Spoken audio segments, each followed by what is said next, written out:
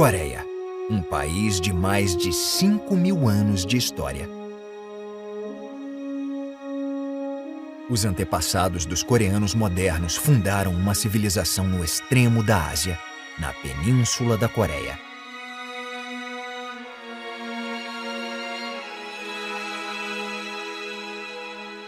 Eles deixaram vestígios que formam uma herança cultural preciosa, gravada nas 10.000 montanhas espalhadas pelo país.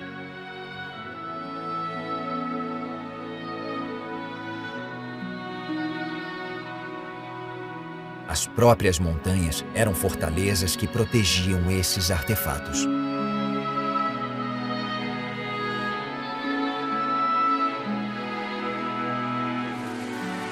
Esta viagem vai explorar a grande herança da Coreia que reside nas montanhas. Nelas, a cultura singular da Coreia, não encontrada nas cidades, ainda vive.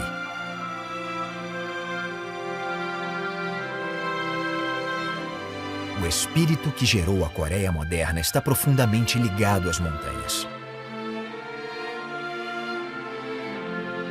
A viagem adentrará as montanhas coreanas, cuja beleza só pode ser notada de uma perspectiva privilegiada.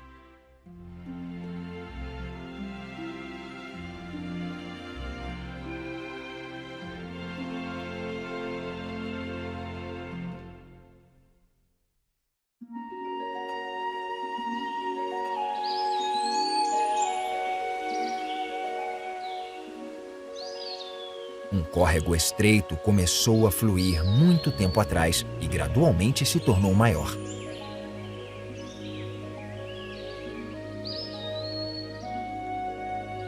Ele cortou uma parede de rocha sólida e se tornou um rio largo e profundo.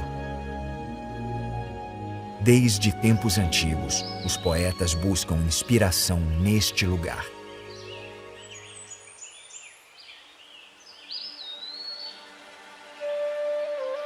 Ao passar pelo penhasco e chegar ao sopé, surge um local tão antigo quanto o penhasco em si.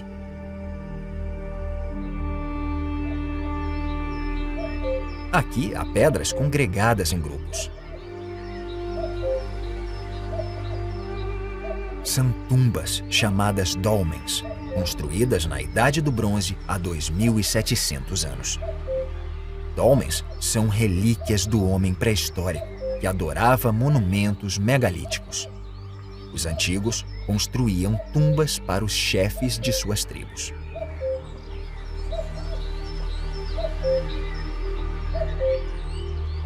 A Península da Coreia tem a maior concentração de dolmens do mundo. Mais da metade dos dolmens do planeta se localizam lá, um número que chega a 40.000. Os dolmens raros e históricos da Coreia são considerados patrimônio mundial pela Unesco.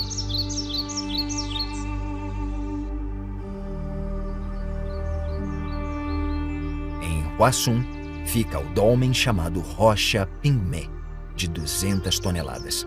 É o dolmen mais pesado do mundo.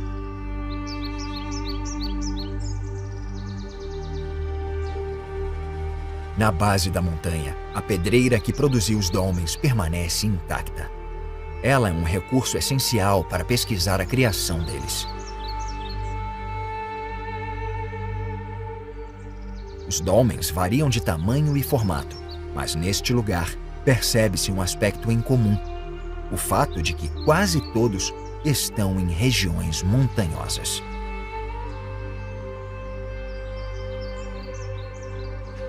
Os povos da Idade do Bronze construíram aldeias em parte altas para se protegerem durante disputas com outros clãs. Como resultado, vestígios do período, como dolmens e sítios arqueológicos, são facilmente encontrados nas montanhas. Os ancestrais coreanos começaram a habitar as montanhas a partir dessa era. Na ilha Ganghwa, há cerca de 120 dolmens espalhados. O dolmen Bulgungri é o maior do mundo.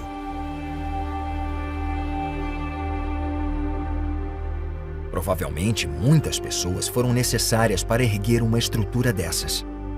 Não se sabe a quem essas tumbas pertenciam, mas está evidente que eram pessoas de grande poder na sociedade delas. A glória do passado sobrevive na forma de relíquias. Acima das tumbas, o sol nasce novamente.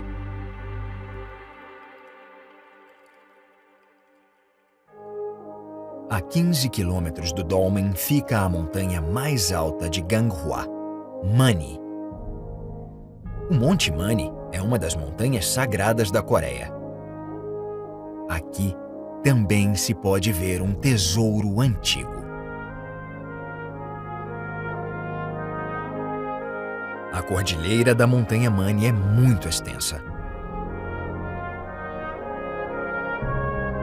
O granito do topo aponta para o alto como se fosse uma passagem para os céus. O Pico de Mani tem vestígios de 4.300 anos atrás, quando o primeiro país da Península Coreana foi fundado. O altar no pico se chama Changsongdan. Dizem que 5.000 anos atrás, Dangun, o fundador e primeiro rei do primeiro país da Península da Coreia, construiu este altar e ofereceu um sacrifício aos deuses.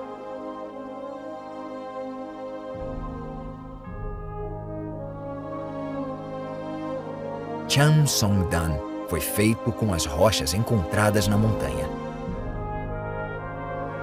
O nível redondo inferior simboliza o céu, enquanto o nível quadrado superior simboliza a terra. Os descendentes de Dangun, as gerações de reis posteriores, vinham a este altar anualmente para oferecer um sacrifício pelo bem-estar da nação. Todo dia 3 de outubro, dia em que Dangun teria fundado a nação, uma oferenda é feita em Changsongdan. As pessoas oferecem fielmente sacrifícios a Dangun e aos deuses. Para participar do ritual, é preciso escalar até o topo da montanha desde a base. É uma trilha árdua, mas muitos fazem a peregrinação ao topo.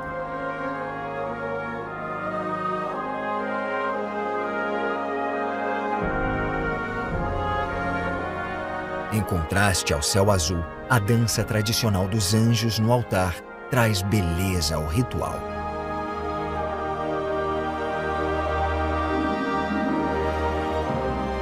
Até a tocha sagrada do Festival Esportivo Nacional da Coreia é acesa aqui, em outubro, por ser o local onde nasceram as raízes do povo coreano. No mesmo dia, há uma oferenda a Dangun no Monte Taebaek. Parece que nem o vento nem a chuva podem interromper a tradição que existe há milhares de anos. Na mitologia, o Monte Taebaek foi onde o pai de Dangun desceu dos céus para o mundo humano. A cada geração, os coreanos oferecem sacrifícios aos deuses nas montanhas Taebaek e Mani. Como os ancestrais do povo coreano estabeleceram a nação nas montanhas, estas foram se tornando cada vez mais sagradas. Esta montanha, no extremo sudoeste da Península da Coreia, se chama Wonju. Os habitantes daqui tinham uma fé profunda nestas rochas.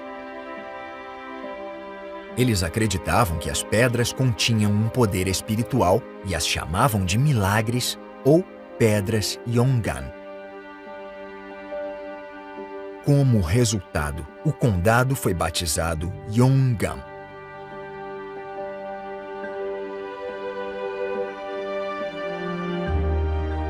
Atualmente, muitos vêm ao Monte Wonju para apreciar a paisagem. Esta obra-prima natural gera admiração a cada degrau.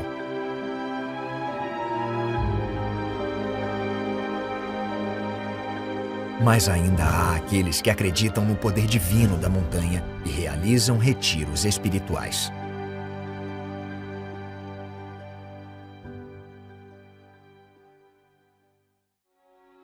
Entre as muitas montanhas divinas da Coreia, Geryong tem essa fama desde tempos antigos.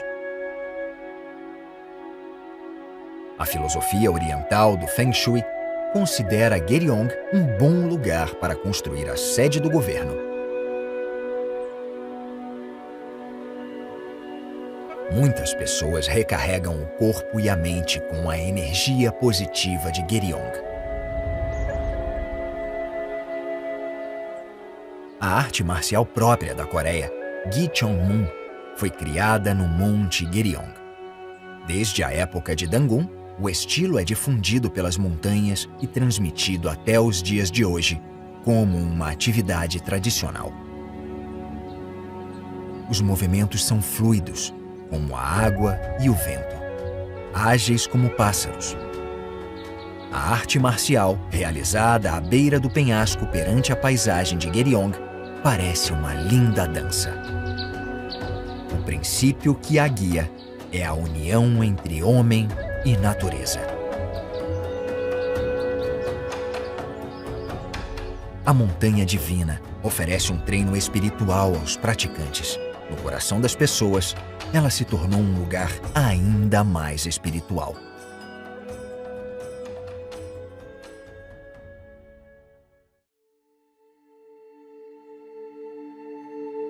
Entre as muitas montanhas da Coreia, as mais estranhas são as que mais chamam a atenção.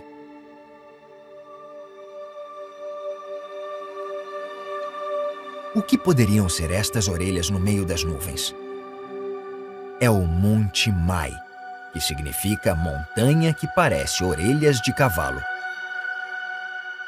A vista do Monte Mai, quando as nuvens se dissipam, é considerada o maior espetáculo desta região.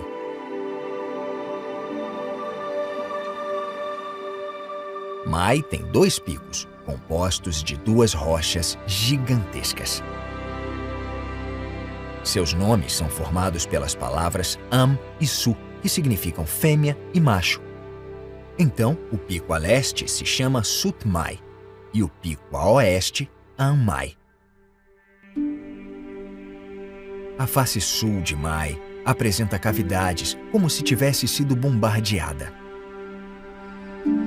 Essa característica topográfica se chama tafone e é um fenômeno em que pontos fracos da rocha formam cavidades redondas. Os tafone do Monte Mai são alguns dos mais elaborados do mundo. As pessoas acreditavam que havia uma energia mais forte nesta topografia estranha. Então, construíram pagodes para realizar desejos. Chamado Tapsa por ser um templo repleto de pagodes, o lugar tem mais de 80 pagodes de pedra. Alguns pagodes são até 3 vezes mais altos do que uma pessoa adulta. Dizem que no século XIX, um habitante da província colecionava pedras durante o dia e construía pagodes à noite. Tapsa se localiza no vão estreito entre os 2 picos. Ventos fortes sopram, mas os pagodes não se abalam.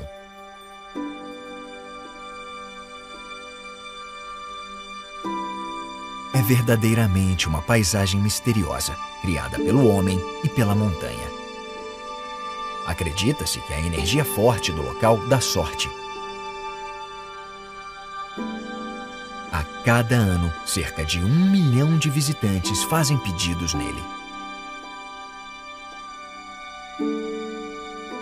A cultura popular de adoração às montanhas e pedras deixou muitos vestígios nos morros da Península da Coreia. Quando o budismo foi introduzido pela China no século IV, um fenômeno ainda mais interessante ocorreu.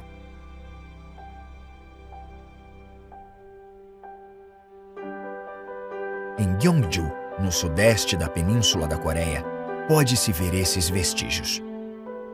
Toda a cidade foi designada como Patrimônio Mundial pela Unesco. Ela é apelidada de Museu ao Ar Livre. Há vários patrimônios culturais espalhados pela cidade, Isso se deve ao fato de ela ter sido a capital do reino Shilla durante cerca de 1000 anos, desde 57 a.C. Gyeongju é cercada pelas montanhas. Esta montanha, chamada Nam, fica ao sul de Gyeongju. À primeira vista, parece uma montanha qualquer, mas de perto, a personalidade verdadeira dela se torna evidente. Há Budas gravados em todas as pedras e pagodes espalhados pela montanha. Ao longo dos anos, os entalhes foram removidos ou destruídos, mas o sorriso do Buda continua vívido. Estátuas de Buda costumam ficar dentro de templos, mas no Monte Nam, elas ficam ao ar livre. Isso se deve ao fato de que esses Budas foram esculpidos diretamente na pedra. Mais de 600 propriedades da herança cultural budista foram encontradas nesta montanha de apenas 500 metros de altura. O próprio Monte Nam é como um grande templo. E a Unesco declarou a montanha inteira um patrimônio mundial. O budismo enveredou pela cultura de devoção às montanhas, criando esta obra-prima do budismo coreano.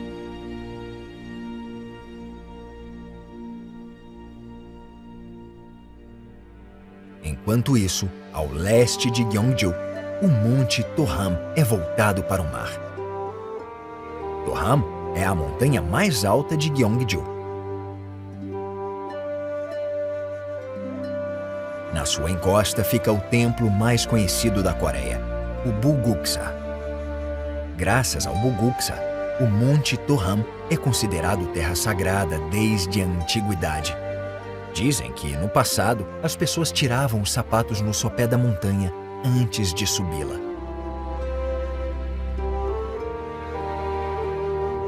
Com um nome que significa Reino de Buda, Bulguksa emana uma certa elegância divina. Os degraus de pedra construídos no século VIII têm nomes que significam nuvem azul e nuvem branca. Os arcos suaves permanecem até hoje, conectando o mundo físico ao de Buda. Ao subir os degraus, é como se o reino de Buda se revelasse.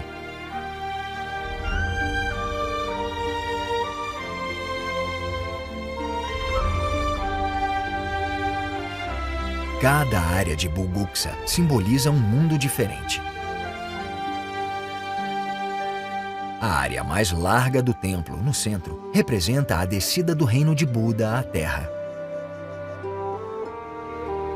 Ao leste fica o paraíso, a vida eterna do budismo. Atrás da parte mais alta do templo, fica a utopia brilhante de Buda, o mundo do Lótus. Mesmo assim, o povo de Shilla considerava o mundo físico mais importante. Daeungon, onde fica o Buda Shakyamuni, se eleva sobre o complexo. O desejo do povo de Shilla de realizar o reino de Buda no mundo humano é evidente. Os pagodes Sokgatap e Dabotap ficam lado a lado em frente a Daeungon. O nome oficial do pagode Sokgatap é Pagode de Pedra de 3 Andares de Bulguksa. Ele representa Shakyamuni pregando a verdade neste mundo. Simbolizando a simplicidade e a clareza da verdade, o pagode é modesto e arrumado. Ao lado, Dabotap testemunha o sermão de Shakyamuni sobre a verdade. O pagode simboliza o momento em que o Buda Amitabha chegou ao paraíso.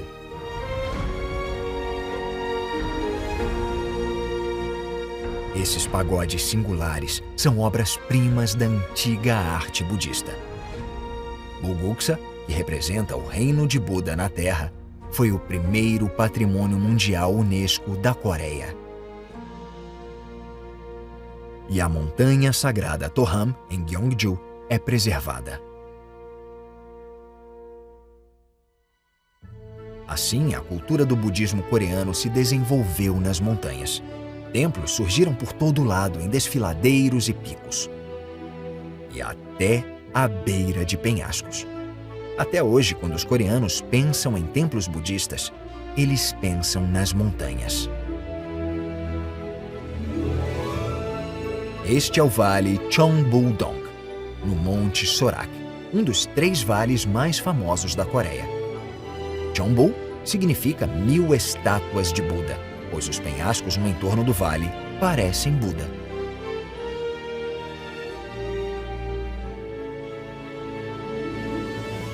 Entre as rochas, Bisonde é tão linda que uma lenda afirma que lá um sábio imortal ascendeu ao paraíso.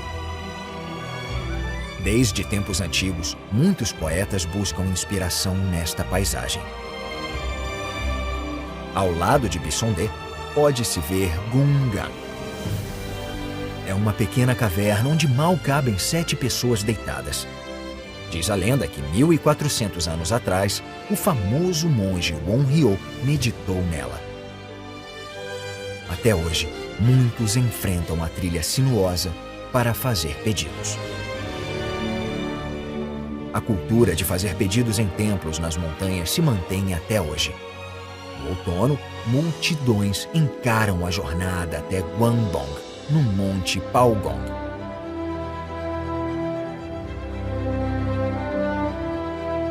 Visitantes fazem pedidos para um Buda que aparenta usar um chapéu de bambu, chamado Buda Gatbawi. Curiosamente, a pedra chata na cabeça do Buda é uma peça separada, mas o vento nunca a derruba. Dizem que este Buda realiza ao menos um desejo para quem pede com sinceridade. Quando as pessoas têm algum evento importante, elas vão a este pico.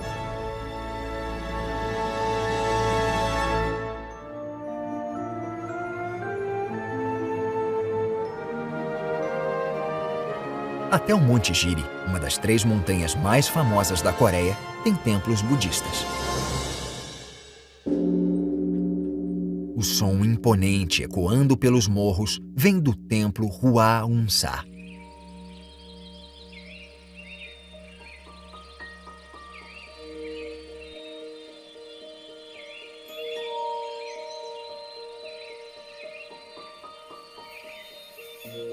O templo foi fundado por um monge vindo da Índia no século VI depois de Cristo.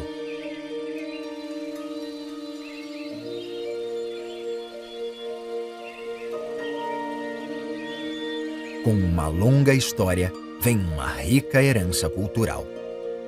Em suas paredes, Hwaunsa tem 4 tesouros nacionais e 4 tesouros registrados.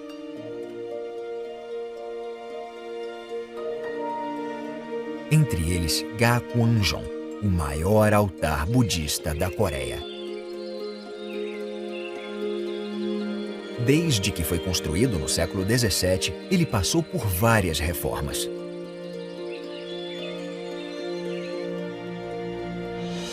Das obras arquitetônicas de madeira, é a 2ª maior do país. Esta lanterna de pedra em frente a Gakwanjong tem 6,4 metros de altura, o que a torna a lanterna de pedra mais alta do mundo. O fato de construírem um templo tão grande no meio da montanha mostra como a arquitetura da época era avançada. O som dos tambores chama os devotos em Hwaunsa para orações de manhã e à noite. O tambor budista mais alto acorda até o gado e os animais selvagens.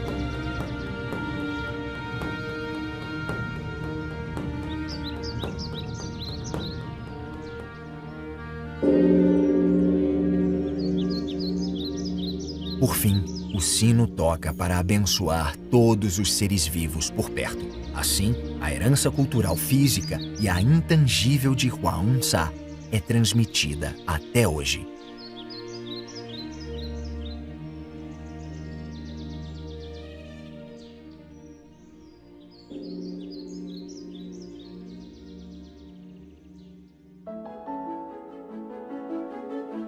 O Monte Odê é um parque nacional famoso pela bela paisagem natural. O Vale Sogungang é vasto e cada uma das rochas espetaculares tem sua própria lenda. Muitos poetas visitaram o vale e criaram obras literárias memoráveis.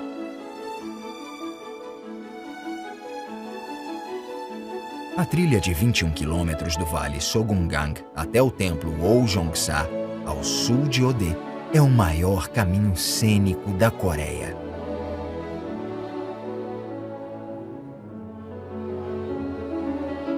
Em Wojongsa, uma floresta de abetos se estende por 1 quilômetro da entrada até o edifício principal. A trilha na floresta, apelidada de Floresta dos Mil Anos, é uma das mais belas trilhas do país. A primeira coisa a se observar em Wojongsa é o imenso pagode. Este pagode de pedra foi feito no século X para guardar sutras e relíquias de Buda. Este espetacular prédio octogonal de 9 andares mostra um pouco da cultura budista na Idade Média. No aniversário de Buda, é realizada uma cerimônia em que as pessoas fazem uma roda ao redor do pagode, segurando lanternas. Esse ritual se chama Tapdori. As pessoas seguem um monge ao redor do pagode, cada uma fazendo um pedido.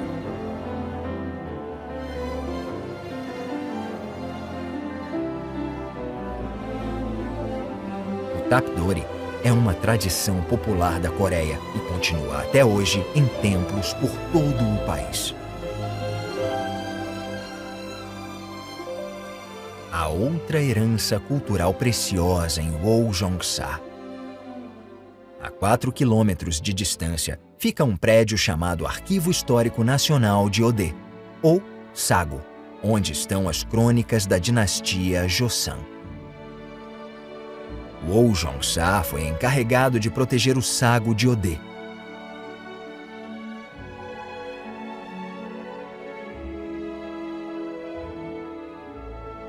As crônicas da dinastia Joseon contêm registros detalhados de 25 reis ao longo de 472 anos. A dinastia Joseon preservou seus registros fazendo muitas cópias e escondendo-as em locais seguros.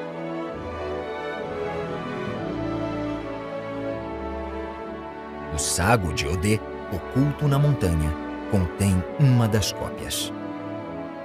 Estas crônicas, protegidas pela montanha, são consideradas um registro da memória do mundo pela Unesco.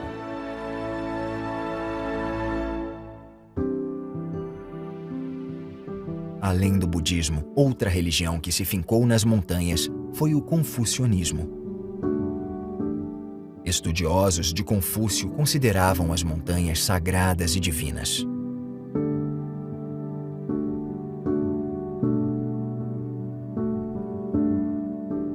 Este é o Monte Sobek, de onde se pode ver uma infinitude de montanhas.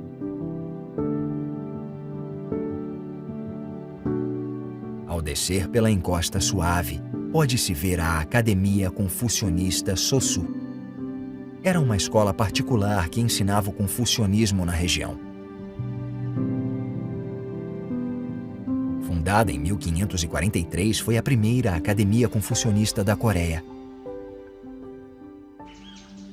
Ao entrar na escola, a primeira coisa que se vê é uma floresta de pinheiros. Essas árvores são associadas a sábios. Assim como os pinheiros mantêm o vigor até no inverno, os sábios devem buscar a verdade até nos momentos mais difíceis.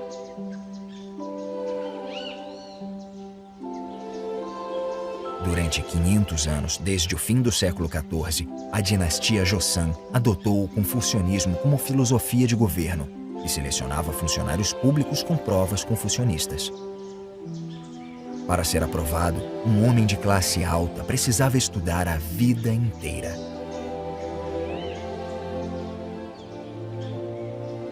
A Academia Sosu tem salas de aula, um dormitório e bibliotecas.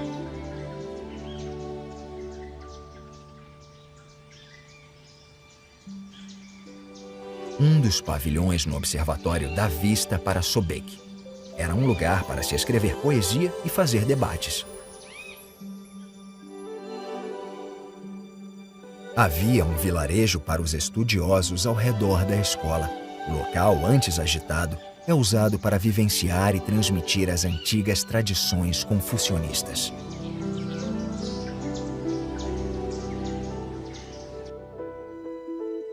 Em Andong, Gyeongsang, no norte, há uma famosa academia conhecida como Morada dos Sábios.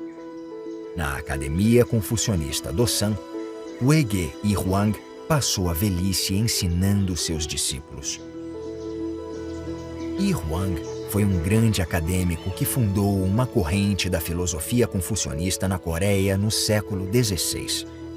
Ele é respeitado por sábios posteriores por suas grandes conquistas e seu caráter. Atualmente, o rosto dele é impresso em notas de dinheiro.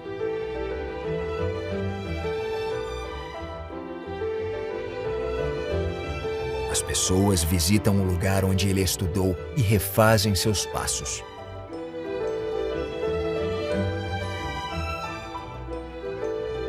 Um trajeto de cerca de 20 quilômetros da Academia Dosan até o rio Nakdong era feito por Irhuang ao viajar de Andong para Chonyang. Um pavilhão no meio do caminho chamado Gosanjong era onde Irhuang parava para descansar. Lá, dizem que ele contemplava a paisagem e escrevia poemas. Ele dizia que, ao observar a paisagem, entrava no cenário. A montanha no fim do trajeto se chama Chonyang.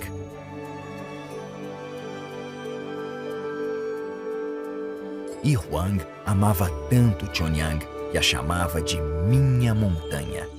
O pseudônimo dele significava habitante de Chonyang.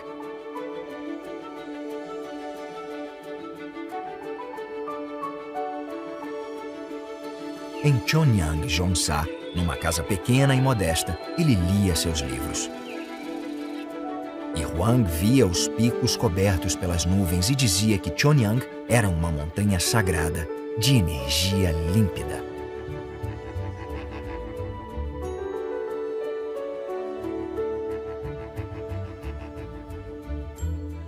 Ele dizia que escalar uma montanha era como ler. Ao escalar montanhas, uma pessoa aprende as leis da natureza e, ao descê-las, sobre os próprios limites.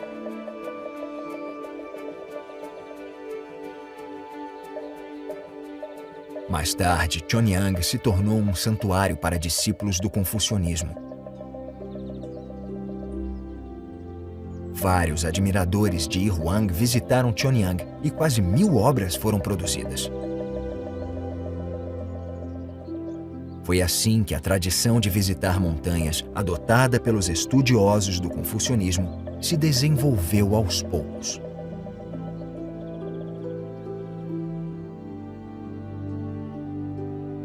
A montanha Mudong, em Gwangju, com sua paisagem misteriosa, é outro local de peregrinação para discípulos do confucionismo. Ao se chegar ao pico coberto de nuvens, é possível ver as duas atrações de Mudong, Ipsokde e Sosokde.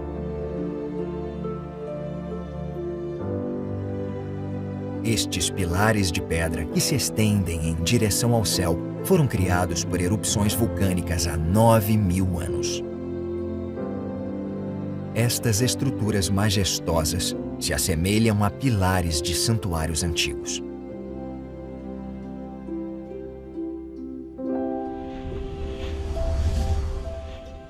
Na base norte de Mudung, há vários pavilhões.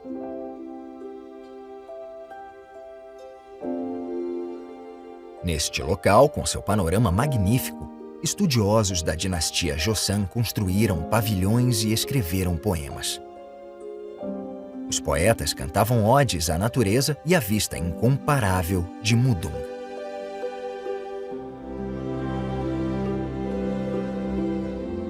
Aqui eles compartilhavam trabalhos e disseminavam a cultura. Atualmente, esta região de Mudung é considerada o ponto de origem da literatura da dinastia Joseon. É um local obrigatório para estudantes de literatura coreana. Segundo textos do século XVI, havia cerca de 900 pavilhões no país. Isso leva a crer que eles eram centros de interação cultural na Coreia daquela época.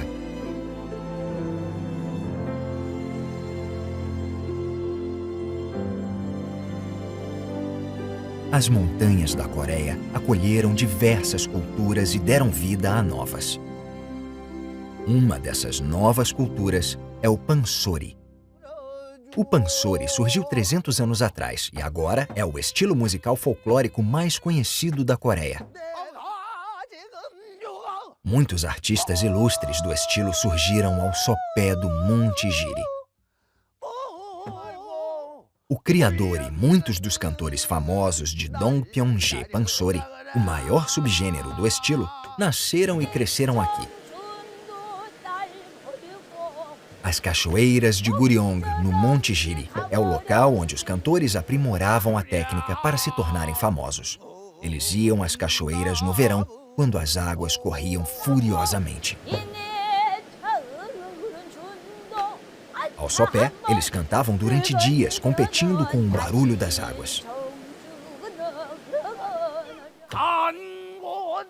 Até hoje, contam-se histórias de artistas que só paravam de cantar quando superavam o som das águas e sentiam o gosto de sangue na boca. Após se aperfeiçoarem, eles viajavam pelo mundo e faziam o público rir e chorar com suas músicas.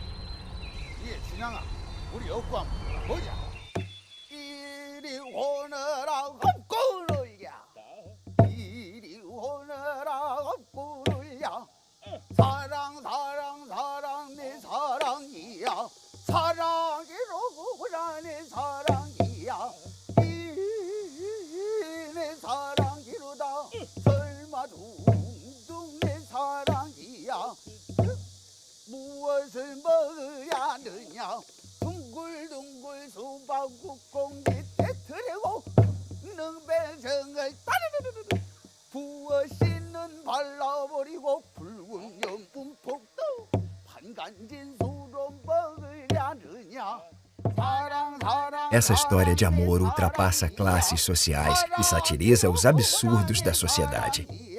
Acompanhado de um tambor, o cantor contava a história durante, no mínimo, 3 horas e, no máximo, 6 horas.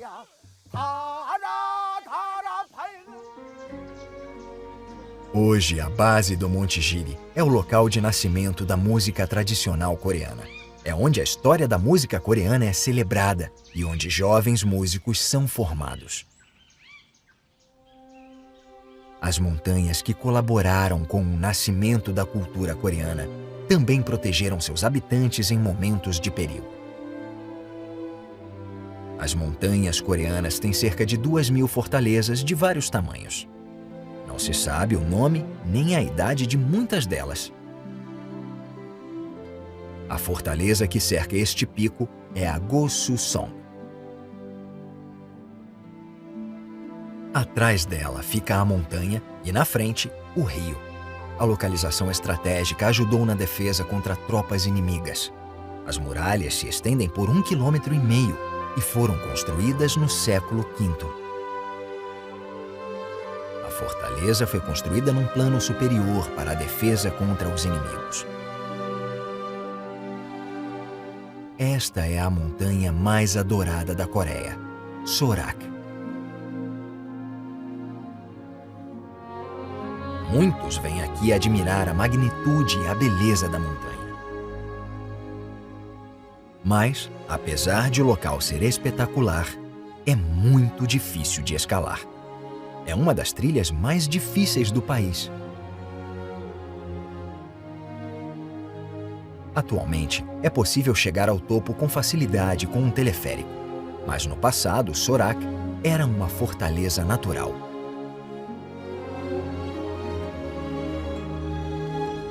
Porém, no topo desta montanha íngreme, há vestígios de uma fortaleza construída há cerca de 1000 anos. É a fortaleza Gwangun Song, localizada a 800 metros acima do nível do mar. No passado, as muralhas da fortaleza se estendiam por cerca de 3.500 metros. Atualmente, a maioria delas não existe mais e restam apenas vestígios da sua existência. Não é possível precisar a data da construção, mas, quando os mongóis invadiram a Península Coreana no século XII, os habitantes da região se protegeram aqui. Os países da Península Coreana viviam no meio da pressão da China e da agressão do Japão do outro lado do mar. Era difícil escapar da guerra, mas as fortalezas nas montanhas tiveram um papel importante nesses momentos. Com a evolução das técnicas de construção, as fortalezas ficaram cada vez maiores e mais resistentes. Elas costumavam servir de refúgio para os moradores das proximidades. A montanha Worak ostenta um terreno íngreme e uma mata virgem densa. Mesmo aqui, a Dokju Sansong foi construída para proteger os habitantes da região.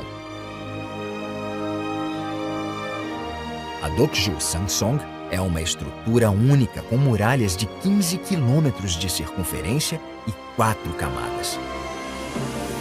Cada uma das camadas foi construída num momento diferente, no início de algum conflito grande. À medida que as camadas foram adicionadas nesta colina acidentada, ela se tornou inconquistável. Há registros de que, no século XIII, os mesmos mongóis que dominaram o mundo sitiaram Dokju Sansong, mas não conseguiram conquistá-la.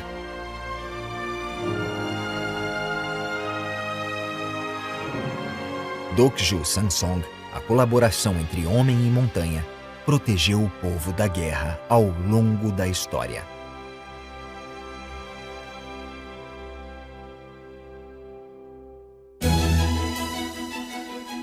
Enquanto isso, Seul, a capital da Coreia, enfrentou guerras violentas em todas as eras. Há muita água devido ao Grande Rio, e a cidade tem uma localização estratégica para o transporte no meio da Península da Coreia. Ela é cercada por montanhas, o que a torna um ótimo lugar para se defender de invasões. Portanto, desde a antiguidade, muitos reinos cobiçaram Seul. Dizem que quem domina Seul, domina a Península da Coreia. Países guerrearam para dominar a cidade. A dinastia Joseon, estabelecida no fim do século XIV com capital em Seul, tentou defender a cidade. Para isso, construíram fortalezas ao sul e ao norte de Seul. Esta é Nanham Sansong, que protege o sul da cidade. A essência de mais de 1000 anos de técnicas de engenharia está presente aqui. As paredes foram construídas em uma série de picos que ficam a mais de 500 metros acima do nível do mar. Os quase 12 quilômetros de muralhas acompanham o terreno acidentado da montanha.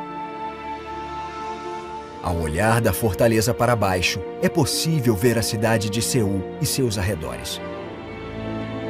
No ponto mais alto está a torre de vigia, de onde a presença de inimigos era observada. Muitos ministros da guerra comandaram as tropas daqui. Namham Samsong era inconquistável.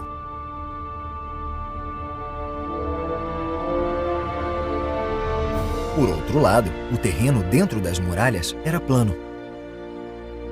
Dentro não havia apenas bases militares, mas também escritórios do governo, armazéns e templos. Em momentos de perigo, ela se tornava uma capital de emergência. Também havia um palácio temporário para o rei, chamado Hengong. O palácio continha instalações tanto para os assuntos de estado do rei, quanto para as lápides homenageando seus antecessores. O 16º rei de Joseon, Injo, veio a esta fortaleza e comandou a resistência durante a invasão da dinastia Qing da China. A montanha que defendia Seul ao norte era Bukhan. Bukhan é uma montanha importante que simboliza não apenas Seul, como toda a dinastia Joseon.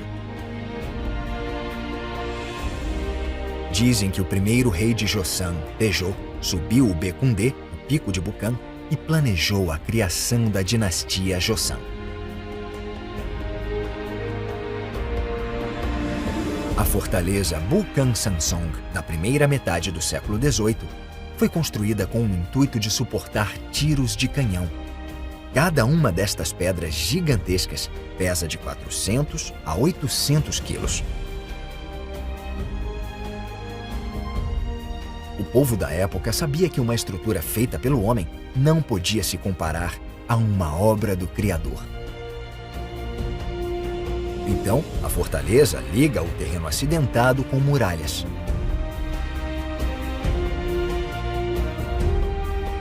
As muralhas da fortaleza têm 12,7 quilômetros de extensão. Há córregos dentro das muralhas, o que garante uma fonte de água e permite a agricultura. A fortaleza foi construída como um refúgio para o rei e os moradores de Seul, e para defender a cidade em tempos de guerra. Dessa forma, as montanhas são pilares que protegeram a história e a cultura da Coreia durante milhares de anos.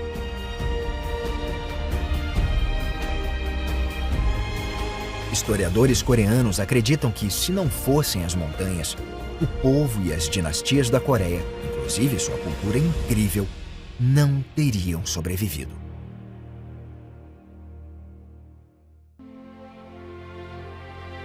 Ainda hoje, as montanhas retêm sua importância.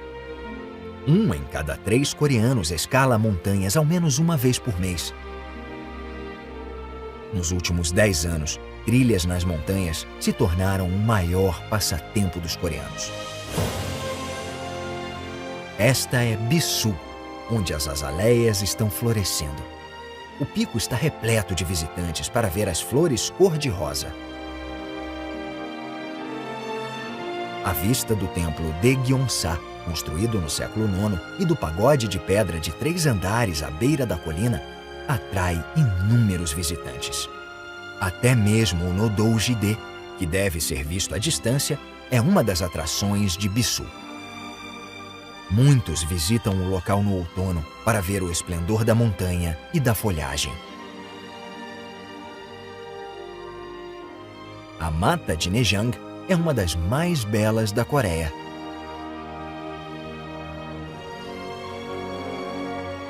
A herança cultural acumulada dá a estas montanhas uma beleza ainda mais rica e profunda.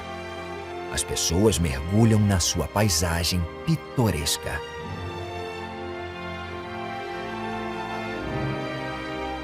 De todos os países do mundo, a Coreia deve ser o que mais ama montanhas. Esta viagem explorou os motivos desta paixão.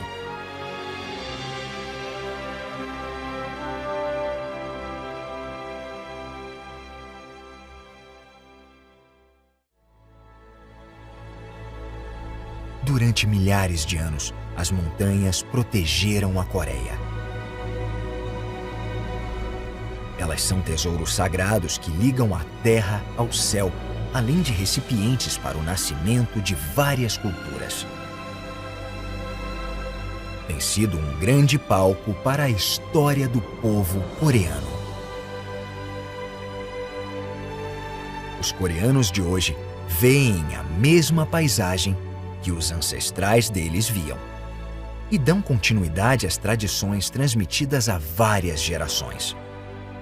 Portanto, a história do homem e da montanha é contada até hoje.